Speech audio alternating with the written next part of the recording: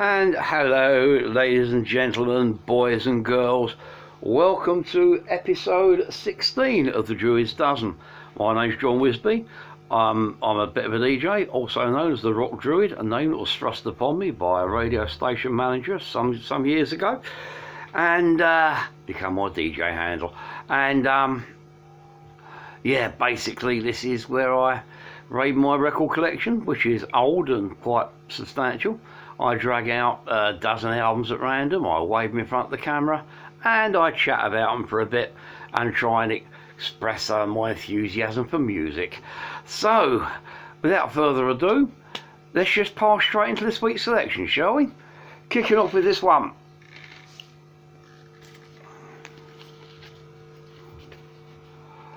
This is Hype by Robert Calvert.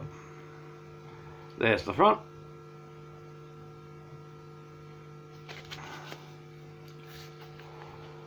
There's the back, and there's on this particular issue there's nothing on the inner sleeve, just a plain black card. Now the astute amongst you will recognise that that is not the original cover. This is a reissue, this particular edition, a reissue by C for Miles Records, which reissued this in 1989. The original album came out in 1982 and had, if I can zoom in quickly, that was the original cover, just in case you're confused. But anyway, Robert Calvert, he came up a couple of weeks ago in an earlier edition of this blog, and basically former Hawkwind lead vocalist and poet, general all-round polymath. He was into stage production, he dabbled with filmmaking, he wrote musicals, he wrote poetry, he even wrote a novel called Hype. And basically the novel, which I've got around somewhere, I did have a quick look for it before I came on to do the filming, but yeah, I filed it somewhere. But anyway, basically, Hype, the book and this record make a kind of package. The idea is you read the novel with this playing in the background. The book is a fairly standard tale of a up-and-coming rock musician who's getting the artistic credit, but not getting the financial big breakthrough. You know, his records are, the critics are loving his records, but they're only selling to the cult listeners. They're not going mainstream. He's not getting on the TV and all this kind of thing. Not much radio play. And so his record label attempts several ways of hyping his album with a predictable ending. I'm not going to give you a spoiler, but the ending is quite predictable. Whether that's bad writing from Calvert, I don't know, because I don't rate him as a bad writer. I think it's because I think the whole book just sets up the for you to accept the inevitable at the end. But anyway, I'm not reviewing the book, I'm reviewing the album today. Now this, say 1982, it's his third solo album, just after he left Hawkwind for the second time. Well, say just after. This was actually written in a mental institution, in a psychiatric hospital. 1978-79 saw Robert Calvert having a bit of a breakdown. There's an infamous incident with Calvert and the rest of Hawkwind in Paris, which led to Calvert being arrested and being abandoned by the band because he attacked Adrian Shaw, the bass player, with a samurai sword. And basically he came back to Britain and went straight into a psychiatric hospital. While he was in there, he wrote both the book and the album. Now, as an album, it's a bit of a step away from his previous albums. His previous albums are more kind of Hawkwindy, psychedelic. Yeah, I know, Unluckily from the Long Shits, there's elements of the American Songbook in there, but this is more kind of Calvert going for the then contemporary kind of almost electro pop kind of vein, but doing it in his own kind of special way. The result is a very dark album. This isn't very psychedelic, but this is not quite gothic, because that was an area he explored on one of his later releases in the 80s. But very synth driven. For the whole, there's a few rock and roll tracks on here, but very synth driven, very dark, very minimalistic is a good way of putting it. You got guests on here include sort of like Hawkwind's ex-Hawkwind Simon House on violin, Nick Turner, the old Hawkwind sax player, on keyboards, and people like Trev Toms, who are he was the sort of like guitarist with Nick Turner's Inner City Unit, who we're going to come to in a bit. But and Michael Moorcock playing 12-string guitar, the famous sci-fi author. You've got tracks on here. This is one of these albums where there isn't really a duff track on it. I know I can say it's about a lot of records, but it's true with this.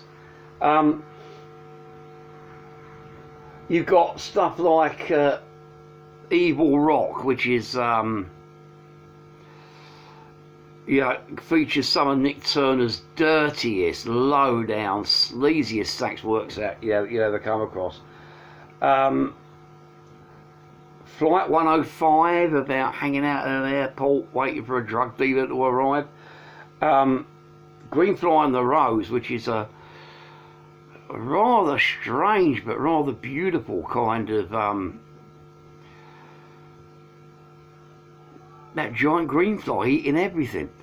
Lord of the Hornets, which was the single off this album, which is a track my own band Alien Sashing cover from time to time, about hornet's nests that Calvert found in his garden. Hanging Out on the Seafront, Over My Head, So Ambitious. It's just great. Bit of a cult classic, still available on CD and digital download, although restored with the original artwork. The book's been reprinted, and yeah, a very, very, very, very good album, and one I'd recommend to anyone. Yeah. Our first one today, Hype, by the great, his holy bobness himself, Robert Calvert. Okay, next up, we're going to go for a CD.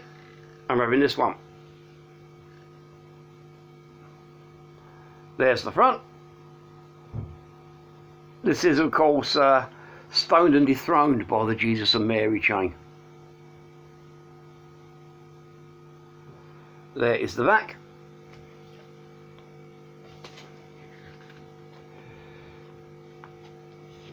And in here, this is the booklet. We have just lyrics, interesting photographs, kind of thing. Now, Jesus and the Mary Chain, band out, I think they were Scottish, if I remember rightly. I almost said Manchester, but I think these guys are actually Scottish. I think they're a Glasgow band. Broke through in the UK circuit with an album called Psycho Candy in the late 1980s. Kind of post-Smith's indie band that gave rise to a genre that became known as shoegaze. Basically, very noisy, normally played by people on darkened stages staring at their feet. It was an okay genre, one that I kind of, it's okay, I accepted it, but didn't really turn me on. But then I discovered this lot. Again, I mentioned about a certain gothic young lady that I was having a interesting time with back in the sort of like late 80s, early 90s, on and off. And it was her that introduced me to Jesus and the Mary Chain. Primarily the Psycho Candy album, which was their big famous breakthrough. But they were a band that stuck with me. And for some reason, I still like them. I've seen them live 2 or 3 times. I don't have a complete set of albums. I've got about 4 or 5 of their many CD or vinyl releases. And this is just one that I pulled out the racks at random. Not my favourite. My favourite is still probably Psycho Candy, but Stoned and Dethroned, not a bad record in its own right. Highlights include things like Bullet Lovers, I wish I could, Till It Shines, God Help Me, You've Been a Friend, Feeling Lucky, all pretty good stuff. Yeah, it's quite dark, it's kind of quite jangly, it's almost kind of like the Smiths gone even more depressive after having kicked out Morrissey. It's pretty good. I had the great privilege of seeing them on this tour, one of the many times I've seen them. They did a great performance, and yeah, not much else to say. If you've not heard the Judas and the Mary Chain, this is as good a place to start as any, although I will keep saying that Psycho Candy is their best album, and even their latest one, the title of which has just gone completely out of my head. I remembered it 2 minutes ago, but now it's gone. Came out about a year back. Even that's still a pretty damn good album. So yeah, Stoned and Dethroned, the Judas and the Mary Chain, pretty good. Okay, going to vinyl next, and we're going to stay with the kind of ex-Hawkwind vibe as we take in Inner City Units. What is it? The Freak Out, they call this one. The 360 degrees psycho delirious sound. I think this one's Freak Out, I don't know. Inner City Unit used to have Pass Out, not Freak Out, Pass Out, I think it was something like that. No, it's on the spine of the record rather than being on the front. But anyway, Pass Out, Inner City Unit, there's the front. There's the back. No inner sleeve or anything on this. Now, Nick Turner, saxophone player and flute player with Hawkwind, and sometimes lead vocals. Kind of on-off dispute with Dave Brock, and you know, when he eventually left, he did a solo album called In Excess a Day, which is In Excess Today. I can't remember exactly what it's called. Got a copy around somewhere, but I haven't played it for ages. Anyway, a sort of solo album, and then from the personnel that he gathered from that album, put together Inner City Unit, and he let forth his inner punk.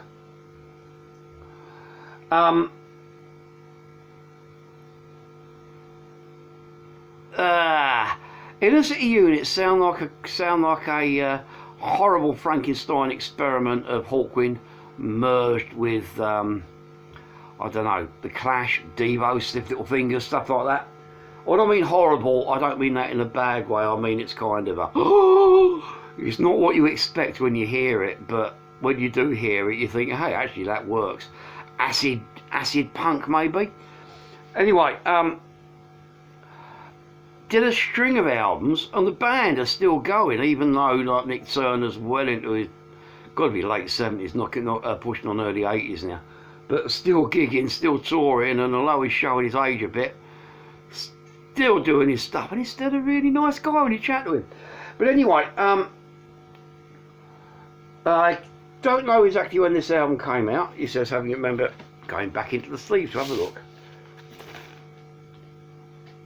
1980, yes, this must be the first ICU album.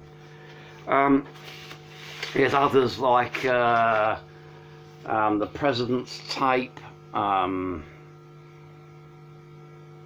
about Cadillac, and New Anatomy, I think there's some of the others. don't know, there's quite a few of them. But anyway, this is the before Steve Pond joined on guitar.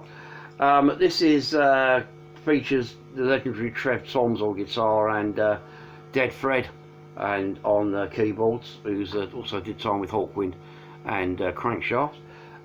Mixed Up, again, I think he played with Hawkwind for a bit. Anyway, great album, kind of elements of Devo in here, kind of, like I said, but elements of Hawkwind. It's a strange one. Cuts to watch, Watching the Grass Grow, absolutely out and out speed punk number. Space Invaders, element, which very much elements of Devo on it. What was it? Solitary Astrid, which is about sheltering someone that's being wrongly accused of being a member of the Barnyard Mine terrorist organisation, based on a true story. Master of the Universe, it's a kind of out and out punky version of the Hawkwind number, probably recorded to kind of keep Dave Brock from getting his hands on the publishing rights for it. Amyl Nitrate, Nuclear Waste, Cars Eat with Autoface, another kind of Devo orientated track. Just really, really well done, really, really good. Seen in the City Unit live quite a few times, and they've never disappointed. Yeah, if you like a bit of experimental acid punk with a bit of a Hawkwind connection, just check out any of the City Unit album. You will not regret, I promise. Okay, moving on to CD. We're going to keep it a bit punk as we go for this one.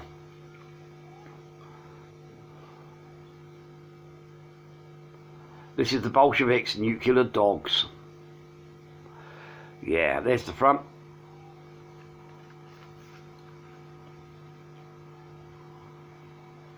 There's the back.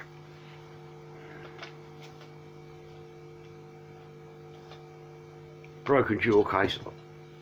I'll need to get some new jewel cases. Matt sent off some and replace them.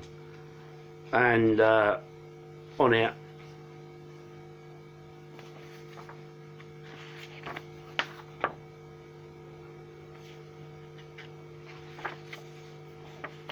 Lyrics and some band pickies. If you want to see the Bolsheviks look like, there we go, just there. Now, Bolsheviks are a classic Bristol punk band, formed late 1990s on the local gigging circuit, done 2 or 3 albums over the years, broke up for about 10 years, mid-2000s, came back a year or two back. Formed by various guys from other Bristol punk bands, including the legendary Paul Lux, who used to front his own band Lux as lead vocalist. Superb guy, really nice bloke, of Afro-Caribbean extraction, big guy, massive, great big long dreads, and very imposing character when you meet him. Really nice bloke when you chat to him, like. And but a fantastic frontman, in my opinion, one of the best frontmen, the best frontman ever in Bristol, and possibly one of the best frontmen on the punk circuit in the UK. Full stop. I've seen this guy hanging from lighting rigs at festivals. This guy can this guy, when he's on stage, he sweats buckets because he just when he come off, you can't talk to him for about 15-20 minutes because he's just leaning against the wall gasping for air because he's put that much into his performance. But he's just the icing on a rather impressive cake that is the Bolsheviks. These guys, let's say they're punk, but they're accessible. They're not your kind of screamy, hardcore, ultra-political kind of nihilistic punks. These are more your kind of, we're having a good time. Yeah, we're going to throw 2 fingers at the systems while we're at it, but hey, that's what punk's about kind of attitude. You know, if you think of, you know, all the classic punk bands, Buzzcocks, Clash, Stiff Little Fingers, that's the kind of ballpark they're coming from without being too derivative. Cuts on this album. Well, immediately I go to Junkie and Animal Lover, which are just brilliant stuff. Itty Bitty Baby, a live anthem, and then Tanked, which was a failed attempt to write the official song for the England football team, which is still one of the best football anthems you'll have never heard. And what I tend to do the radio shows, especially on BCFM, because these are a local band to Bristol, I'll put that track on the playlist, and as long as England's in the competition, I'll play Tanked every week as a kind of come on England, and then when they go out, which is normally after 2 weeks, it goes back in the playlist till the next World Cup or Euros. But anyway, so the Bolsheviks, they reformed last year. They brought out a new EP and have been reissuing some unreleased archive material. Chatting to Louis Lewis, the guitarist, there's a new Bolsheviks album in the pipeline. So I'm hoping that they're taking the time over lockdown to get that together, and when it's all over, we'll be able to go and see the glory of the Bolsheviks live. But anyway, the Bolsheviks, Nuclear Dogs, cracking album. If you're a punk, get it. If you're punk curious, get it. If you just like good music, get it. Okay, next up we'll go for a bit of vinyl, and we'll have a bit of a change of gear. We'll have this one. Helluva Band by Angel.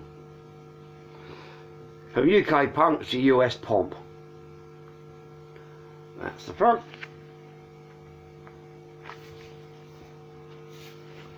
There's the back, including Angel in all their glory. Yes, they really did wear white satin robes and jumpsuits, and dress like angels and have the lighting so they looked like they were glowing on stage. Similar effect to what Slade used to use in on the film In Flame, the album of which we reviewed a good few episodes back now. Maybe were Angel influenced by Slade? I don't know. But or was it the other way around? Anyway, Angel, there's a band that I don't know that much about, to be honest with you. I know that they're good and I like them, and I like their albums, including this one. I was aware of them because of obviously Greg Gafira, the keyboard player, being working with one of his later bands, House of Lords, and I'd heard Punky Meadows come up as a name of a good 70s rock guitarist. Now, but apart from the odd track, I hadn't really heard much of them until a friend of mine, well, a good few years ago now, moved house. And on moving house, she went into the attic. And in the attic, she found a box of vinyl that a previous owner had left behind, including a complete set of Angel albums on LP. Could I provide them a good home? I saw that it was Angel. I was thinking like Pat Travers Band and some Kiss albums and all that lot in there. So without further ado, I gave them a good home. Anyway, coming back to this particular album, one hell of a band. It's pretty typical for what Angel do. I won't say it's their best album, but still pretty damn good. Cuts on it, feeling right. I think Dr. Ice is a good one. Pressure Point, Chicken Soup, which is a rather strange instrumental. Angel's Theme. Yeah, it's got the kind of glitzy, glammy US glam sound of Kiss, wraps up with the stack harmony vocals of Styx. Played with all the compassion of kind of, elements of sort of soft enough to be foreigner, sort of early Foreigner in places, rock and roll enough to, sort of, I say rival bands like Kiss and Stars. Overall, pretty damn effective. Not really much more to say. Greg Gafira's keyboard playing is the thing that probably gives this band its edge. Same with House of Lords, and it took me a long time after he quit House of Lords to get back into that band, but Yeah, Punky Meadows is a great guitarist. You've got Frank Dimeo doing the vocals. It says he did all vocals in here, so he did multi-tracked his own stack harmony, multi-stacking vocals. If he did, impressive. Arsehole type rhythm section, just great. Yeah. If you haven't heard of Angel, I do recommend you check them out. Okay, next up we're going to go to CD, and we're having this one.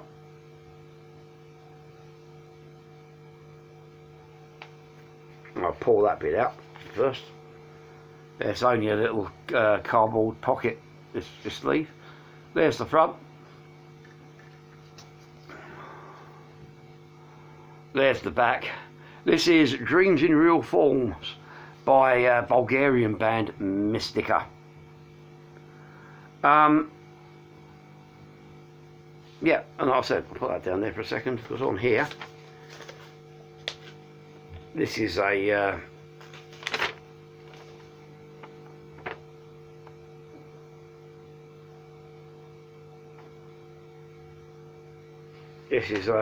so an English version of their very well translated, actually. Sometimes when you get the kind of English sort of like Google translated versions of sort of non-English speaking bands, it can lead to some unintentionally funny moments, but this has been translated properly. It kind of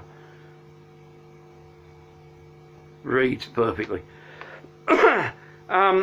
Basically, the band were formed back in the early 1990s, around about the time of the fall of communism.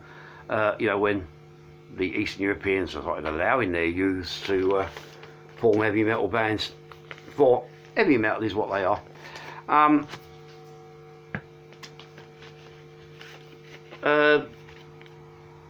You know, because kind of in most of Eastern Europe, the kind of, you know, the recording setup and infrastructure wasn't there.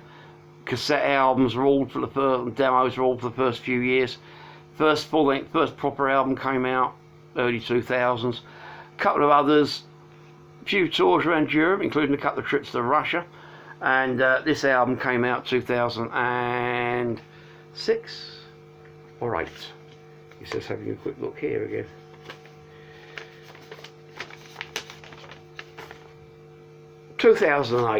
July 2008 this came out. And yeah, I think this lot are still together. I know I've got at least one later album from this lot. Well, I don't know about the lineup or anything. Let's have a look. You've got Vladimir Georgiev on vocals. Guitars are Rosen Kolev, Petko Milhanilov on bass, Sonia Spazova on keyboards, and Antonio Velikov on drums. 5 very, very good, talented musicians putting together an album that's it's kind of power, it's old school metal, it's power metal, it's got some hints of prog metal and synth metal on here, but overall it's just a pretty good metal album. There's the 7th track is sung in Russian, because these guys have got a fair bit of a fan base in Russia apparently, or they had, and the title's in Cyrillic. I can't read Cyrillic, so I don't know what that one is. I have had it translated at some point, but I've forgotten. But the rest of it, Way to Another World, The Lake, Clown, Dying Dreams, Mystica, Impression, all pretty good stuff. It's headbanger, but it's listenable, it's intelligent, it's well played. I said salute to Rosen Kolev, the guitarist. He can shred like a bastard, and overall makes for a very enjoyable listen. Don't know whether this is a Bulgarian pressing. I don't know whether this has ever been issued outside Bulgaria. Although these days it shouldn't be too hard to track down a copy and either import one or find a digital version to download. But, you know, I recommend you give it a shot. Yeah, good. Mystica, Dreams in Real Time. Sorry, Dreams in Real Forms. Sorry, good stuff. Okay, next up, we're going to go back to the States, and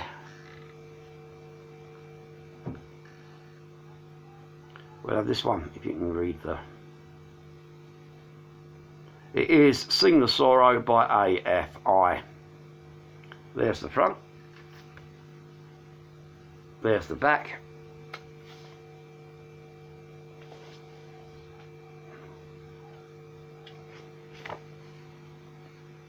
And one thing I do like about AFI, they do tend to kind of go the extra mile on their booklets. They're one of these bands that kind of do interesting stuff on here. You know, they lyrics and interspersed with like arty photos and artwork, etc. Now, those of you that don't know, AFI, US rock band, originally kind of hardcore punk.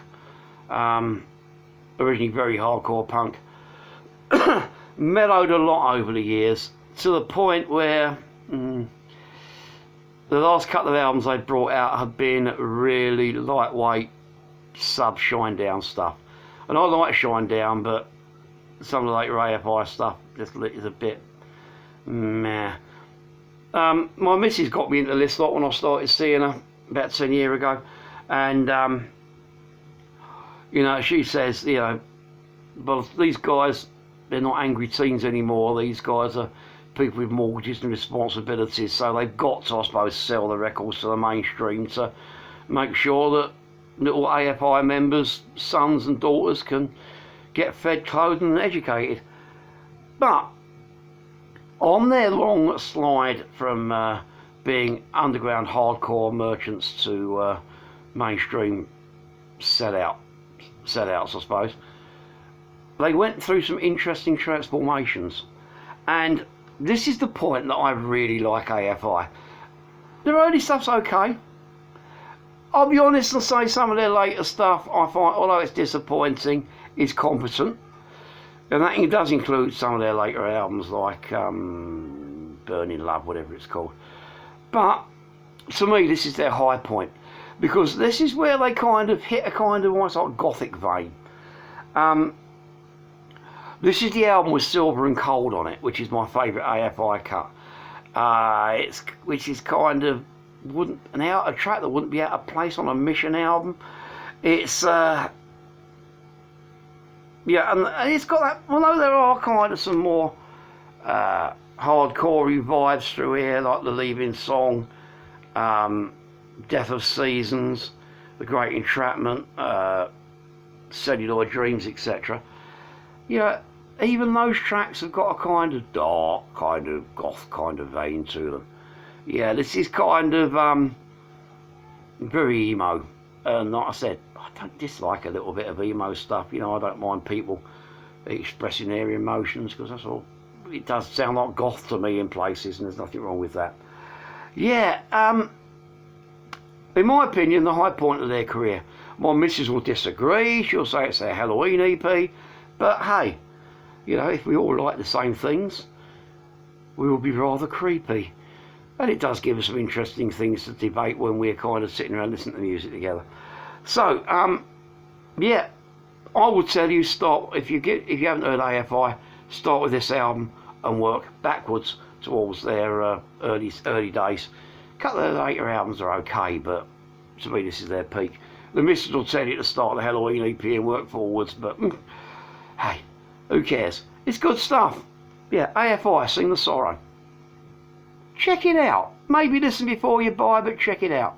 And if you're one of these people that's kind of going, oh, AFI, emo crap, give them a listen, give them a chance. You know, good music is good music, whether it's, you know, played by depressive American middle class kids or symphony orchestras from Berlin. If it's good, it's good. And this is good.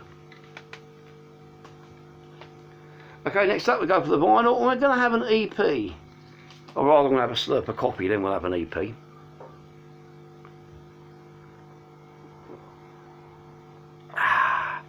Lidl's cheapo stuff. The capping gets you out right there. Yeah, we'll have this one.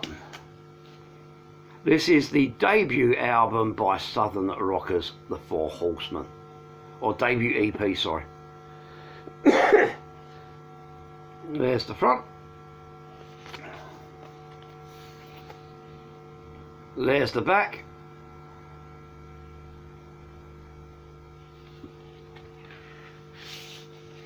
No, nothing on the inner sleeve. 1989. Their independent EP from 3 labels. A band that later went on to, I can't remember the label they signed. I've got a couple of their later albums on a major. But this is what launched them. And this is a US copy. Lord knows what this was doing sitting in a charity shop in Bristol. Not long after release as well, but it was there. And I'd heard the name, I picked it up, and I loved it. To me, I have heard some of their later albums, I've got a couple of them, but this is still the best thing this band have ever done. If you don't know, Four Horsemen, they're a 4-piece sort of southern rock band. Think a kind of halfway between the Georgia Satellites and Lynyrd Skynyrd, and you've got a kind of vein where they're coming from. Don't know where they're. Couldn't tell you what part of the states they're from. I suspect the southwest. Maybe want to say Arizona, but I may be completely wrong. These guys could be Alaska, but yeah, my heart says Arizona. I don't know why. Just a great band. Great southern rock and roll. 4 tracks on here: Welfare Boogie, Shelley, High School Rock and Roller, Hard Loving Man. Everyone's a winner, baby. It's just Welfare Boogie is my favourite cut by these guys. High School Rock and Roller, definitely a close second. The other 2 are pretty damn good as well. So I couldn't tell you who plays on it. I couldn't tell you the names. I couldn't tell you where it was recorded.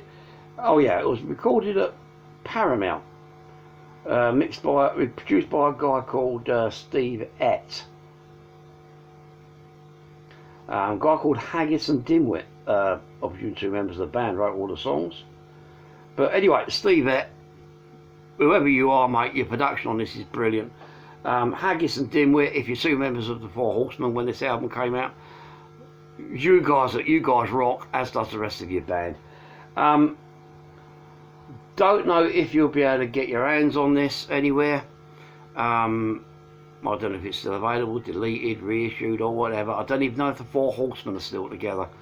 But I do know this is a cracking EP that's worth checking out. Yeah.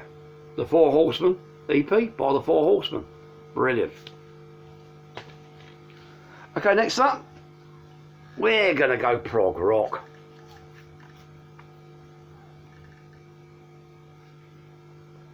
This is out of the Barnyard by Fright Pig. Complete with a promo copy, do not for resale stamp across the front. So there's the front. This is a fold out digipack, which folds out like thus across there.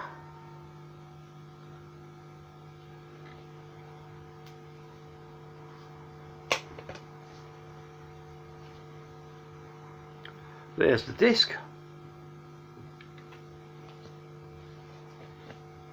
The inner sleeve there mirrors the Barnyard scene there, but that's after the apocalypse.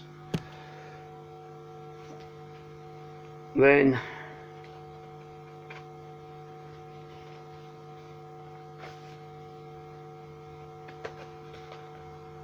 come on, there we are. Fantastic booklet. There's the front, there's the back, again mirroring the album sleeve with lots of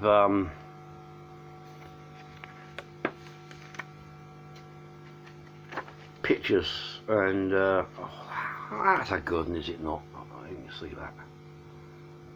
Hey Rich from the Barbarian and Fantasy Warrior art thing, what do you think of that one, eh? Good stuff. Yeah, So that's the booklet there. I'll put that back in, and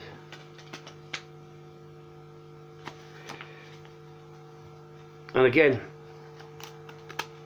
all the promo stuff.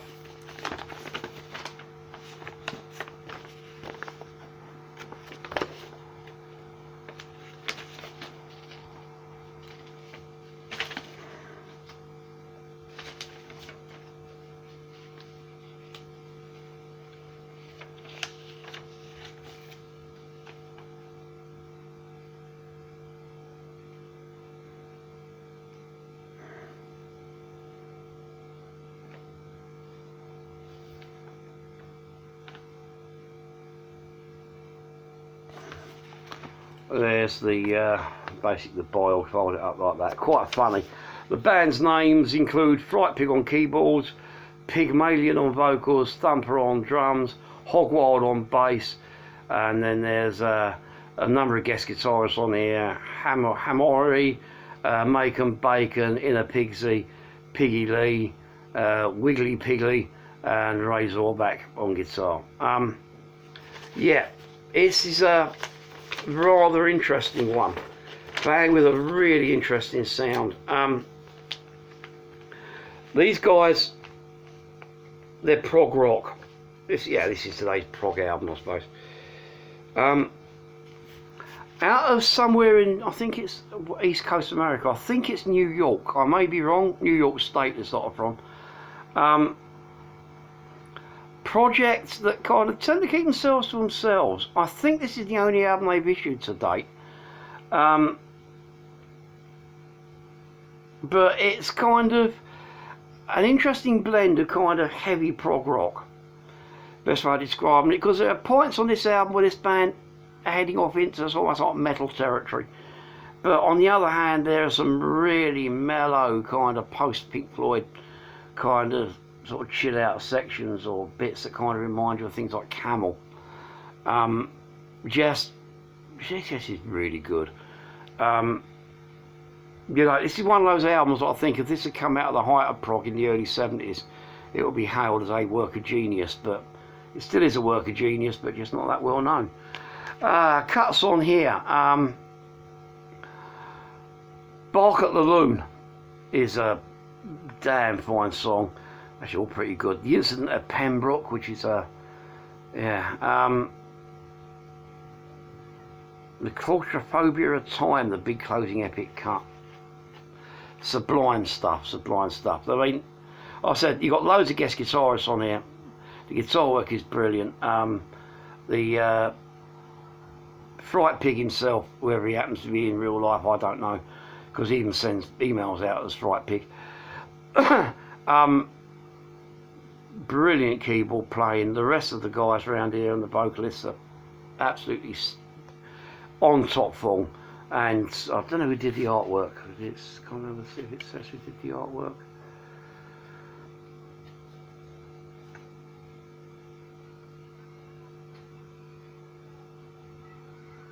No, it's probably in there somewhere. But again, the artwork is really well done. Almost kind of a Wim Wimmenek style, although it might be Wim Wimmenek, I don't know. But anyway, great artwork, and yeah, it's a great album. It finished really high in our Album of the Year awards for, when did this one come out? 2013, and that year it was top 2 or 3 on the BCFN Sunday Rock Show Album of the Year award chart, voted by judges. Still a favourite of mine. Still one that I play for my own personal pleasure because it's a great album. Yeah, go hunt down a copy. Give it a listen. You'll love. Okay, next up we're going to go for some vinyl, and we're going to have, in my opinion, and it is a biased opinion, one of the most important records of all time. It's this. It's The Plague by Demon. 1983.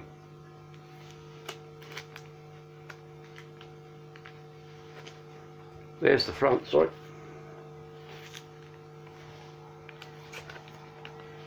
There is the back. And now the inside of this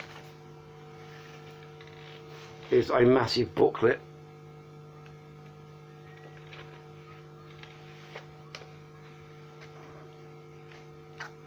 With some great pencil drawing artwork. This is one of my favourite albums of all time for a large number of reasons.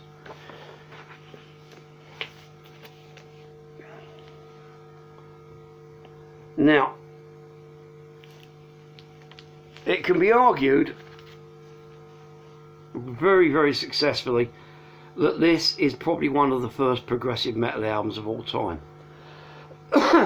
Demon up until this point had been kind of, you know, slightly black and metal, kind of. They'd done a couple of horror themed sort of concept albums, Night of the Demon, and then The Uninvited Guest. Then The Uninvited Guest was quite popular. They did a fairly big tour. They did a you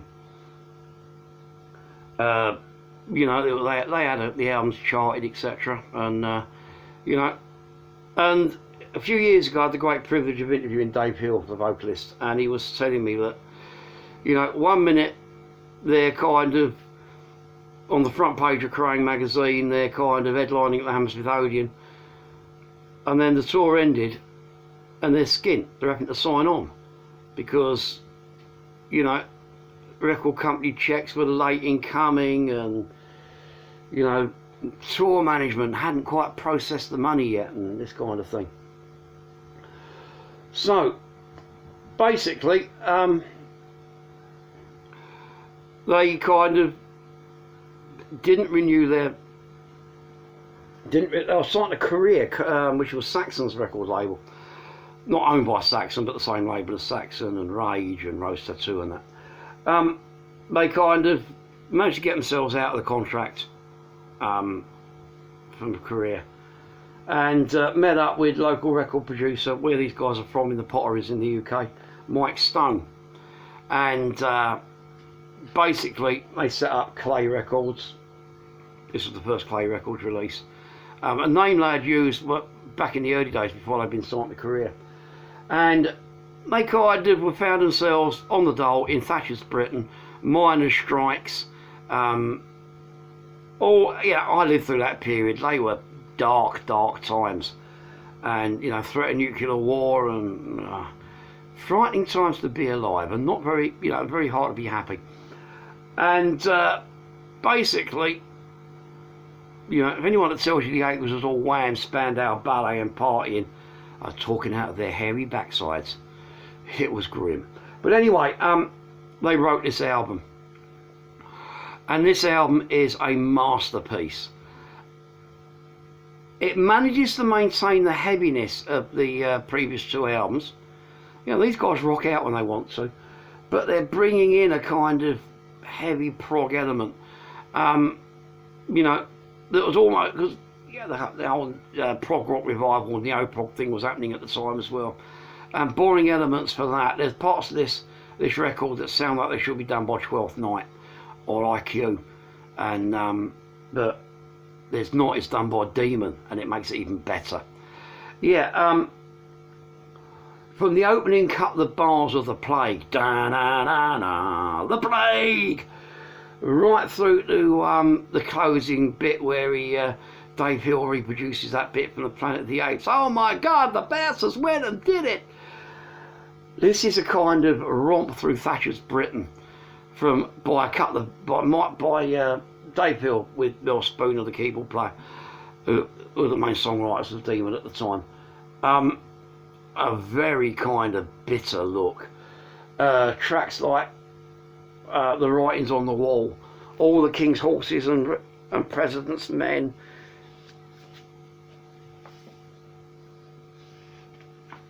Where are we? Yeah, Life's More Exciting When You're 21. It's Mary Midlington Billy Graham, Mary Midlington with no drawers on. Piss artists they feel one after time. Rise up to the slaughterhouse, into the mine. There's prostitutes and businessmen in compromising poses. They set out between the sheets. Dr. Frankenstein's getting government grants while Mrs. T nurses another right-wing transplant. Society's ragmag throwing desperate fits. Owing You Comfort on page 3, showing naughty bits. The Bee's Gone Underground for Prosperity, talking readers of the Radio Times, the Bible with Lowe's false fake teeth, a sick society's dropped its national health, stirred up by the boys who want to protect their wealth. This is an angry album. This is very angry. It reflects,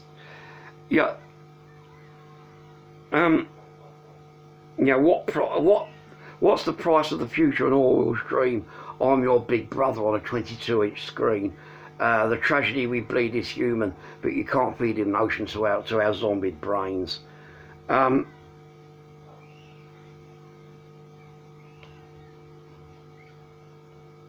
We've broken not lands, the salts are stored red like the sea, and the land of the holy, the devil now runs free. Yeah, angry album, played angry, sung angry, performed angry, and the result is a classic. Like I said, maybe the first prog metal album, but still, in my opinion, one of the greatest records and most important albums of all time. So, shame it didn't get the publicity it deserved at the time, but small label and all that kind of thing, but a cult classic all the same. And if it isn't in your record collection, it bloody well should be. Yeah, if you know, I did point out mine's been fully signed by the band. I've seen Demon loads of times, Right, next up, something to call a little bit of controversy. There we go. Led Zeppelin, the 4th album, Led Zeppelin 4, the 4 symbols, whatever you want to call it. There's the front. There's the back.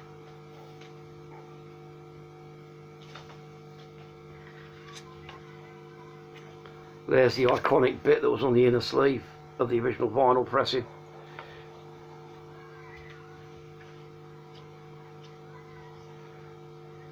Lyrics to Stairway to Heaven.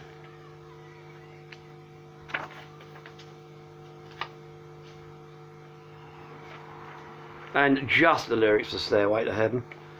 And then the production credits at the end. Now, I'll admit, hand on heart, not much of a Led Zeppelin fan myself. I'm not going to take away anything these guys have done musically. They're all fine players, although I do personally think that Jimmy Page as a guitarist is a tad overrated. He's good, but not that good, in my opinion. Although, okay, if you want to make abusive comments, feel free. Tell me why Jimmy Page is brilliant and not just someone that's a little bit, got ideas above their station. Zeppelin are a band I can take or leave. There are individual Zeppelin tracks, especially on the first album, Zepp 1, the very bluesy one that I really like. And I think all the other albums, this one included, has moments that I went, yeah, I quite like that. But overall, they're never a band that set me on fire. I've always lent this kind of classic heavy rock, heavy metal from the 60s through to the sort of like mid-70s. I've always lent more towards bands like Atomic Rooster, Uriah Heep, Deep Purple, etc. And I've got a complete set of Zeppelin albums in the racks here. They don't come out that often. They tend to only get radio play off me if there's a special request. And this is the album that divides me most. Primarily because of Stairway to Heaven, which in my opinion is one of the most overexposed, cliched tracks ever. It's a good song, don't get me wrong. It's a lovely song, it's pretty, it's listenable. But I've heard it so many frickin' times, if I hear it again, I'll vomit. I'll say the same about Black Dog and Rock and Roll as well. There's more to Zeppelin than this, and yes, they may have been the live favourites that you jump around to, but For God's sake, even on this album, you've got things like the Battle of Evermore with Sandy Denny guest vocal. A corking little song. When the Levee Breaks. Superb bit of kind of almost kind of trance-driven blues rock, which is, again, one of my favourite Zet songs. But, you know, going to California is all right. Four Sticks is okay. But, you know, it's those three, Black Dog, Rock and Roll, Stairway to Heaven, that everybody wants to hear. One of the reasons I don't like doing club DJing or, you know, playing in pubs and that, because people keep coming up asking for those same three tracks. And I have a band list of songs that I think are too overexposed and nobody wants to hear again. And all three of those tracks are on it, so you'll never catch me playing them on the radio. And it will need to be kind of something really special, like it's my... over in the corner, it's my dying mother's last wish to hear Stairway to Heaven before she croaks. Then I might think about it. But unless it's something that drastic, no. Yeah. Led Zeppelin, Stairway to Heaven. No, sorry, Led Zeppelin, fourth album, Led Zeppelin 4, 4 Symbols. Yeah, I can take it or leave it. Okay, finally, a band that I'm surprised hasn't shown up on here before now. I do have nearly a complete set of the albums. Here we are, Black Sabbath. This is Mob Rules, 1981, 82, 81, the second of the Dio fronted period. Yeah, there's the front. There's the back. I think it's just a standard pressing. I don't think I've got anything in here. No, just a standard Vertigo press. No inner sleeve or anything on this particular edition. Yeah, not a great deal to say about this one, really. Personally, when it comes to Sabbath, I really do I prefer the Dio fronted stuff. Maybe because that's the period that I first really listened to Sabbath. And Ozzy Osbourne, his voice gets up my nose a little bit. You know, he's got that kind of Noel Gallagher kind of wail to him at times, which I find really annoying. But yeah, but like I said, some vocalists piss me off. John Anderson's from Yes is another one that I just, you know, not he's a bad guy or anything, just that his high-pitched squeaking annoys me. But anyway, Yes is a pretty good album. Falling Off the Edge of the World, the title track, Mob Rules. Got the opening kind of opening riff, which is still some of the heaviest stuff you'd ever hear on a record. You know, sort of thrash and death metal and grindcore aside, still not a damn heavy riff. The epic Sign of a Southern Cross, the single off this, Turn on the Night, Falling Off the Edge of the World, Voodoo, all good stuff.